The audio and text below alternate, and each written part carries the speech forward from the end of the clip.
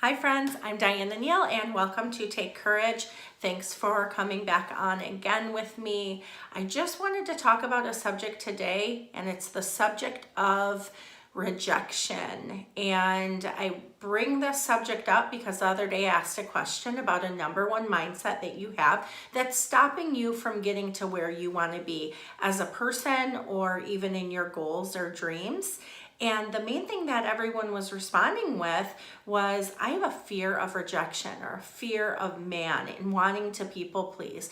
And so it's stopping me from getting to the place that I want to be. And so I wanted to address this. So what is rejection? Rejection is the act of pushing someone or something away, denying it. And the problem with rejection is not only is it painful, but it brings shame along with it as its friend. And it goes to the core of a person and it says, you're not enough, you're not good, who you are is insufficient. All of these lies that come along with it. And it's extremely painful to a person. And all of us have dealt with rejection in some capacity. It may be different for certain people, but it happens. And it is very, very wounding. And I found the study so interesting. I found it the other day, and it was talking about rejection being equivalent to physical pain. And so in this study, these people actually went to get an MRI like they would for physical pain. And when people went into the process, into the machine, they then recalled a situation or story that had a rejection tied to it. And as they recalled this study and this person is hearing this, what they're doing is this situation is personal to them. They start experiencing pain, and in the MRI, it's lighting up in the same place that it would light up for physical pain. So I hope you're tracking with me. And so what the study is saying is basically that the same way that you experience physical pain, emotional pain, trauma, and rejection have just as much of an impact. And I thought, wow, that is very interesting to me. And another thing that that the study was talking about is that people are more prone, and they will call when they recall pain and rejection, they can recall it quicker than they could like chronic pain that they dealt with in the past. So it's easier for them to relate back with that wounding, painful situation than them even being in chronic pain consistently. So it just shows that the rejection goes to the core of who we are. Rejection goes in and it brings such wounds and such pain, and it stays with a person. And it's something that we need to be healed of. And people that have roots of rejection, it's so common for them to want to reject others first. Because when you're rejected, there's so much pain there. And it, like I said, it goes to the core of the person. It says you're not enough, you're not good, you're not lovable, you're not worthy. And so a lot of people that deal with this, they start playing a game even with other people, and they'll build their case, they'll build their story and say, yeah, that person, they don't like me, or they're talking about me, or they're gonna reject me, I know they're gonna hurt me. And they connect it back to an old traumatic situation that they had, and now they're playing this mind game.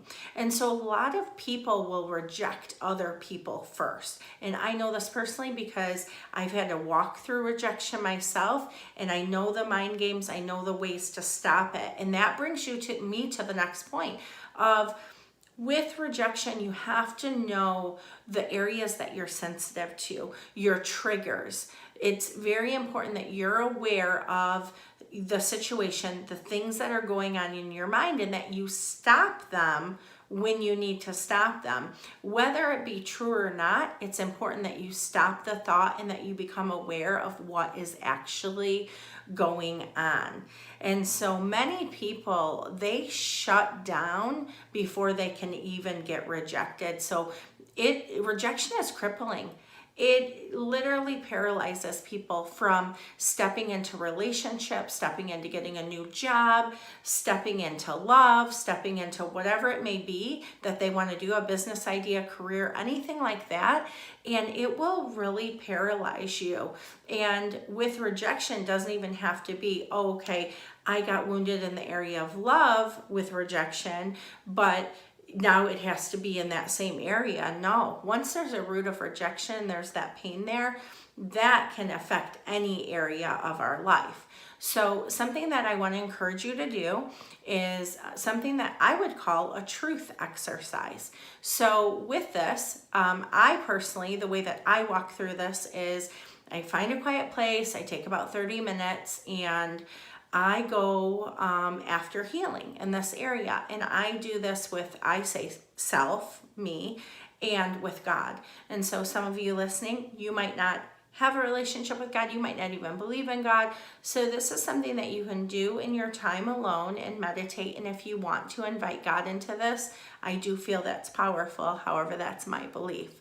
So you would sit, and then what you would do is you would get quiet and say, are there any areas that are still affecting me as a result of rejection? And if so, what are they? And then you'll be quiet and you'll just listen and kind of wait. Maybe a picture will come up. Maybe a memory will come up where it's like, oh yeah, this happened in 3rd grade. Maybe this happened. And then what you're going to do, you'll have your paper or journal or whatever you might have, and you're going to start writing down each of those scenarios. And as you write them down, you'll go ahead and you'll know when to be released to stop writing them, because we all have had rejection. There's certain ones that really hit us at our core and are painful and memorable. So you'll write those down. And then the next thing that you're going to do, you need the truth. The truth is what sets us free. The truth of who we are, the truth of the situation. And so what you're going to do then is you're going to go through each of those and start at the top, and you can do one a week. You don't have to do all these at one time, but you can go through the first one, and you're just going to say, and I ask God, what is the truth in this situation? What is it that I need to see?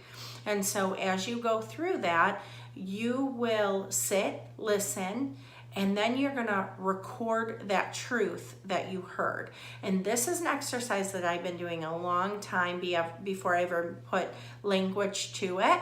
However, I was in a very painful rejection issue many years ago. And I remember going in a painful way, like to God, like, what is this? Why is this happening? And God spoke to me, and He spoke to me that it wasn't about me, it was about the other person and what the other person was going through. And it really gave me a lot of relief, and it set me free from taking on that pain and all of that shame. And so there is a lot of good in this. So you might not be used to sitting and listening and hearing, but you'll sit, you'll bring that lie, that situation, that rejection situation, and then you can ask God or sit with self and find out what that truth is. Once you do that, you're going to write it down. And the third step I encourage you to do is forgiveness. You need to forgive yourself for your part in it, or you forgive yourself for even holding on to this.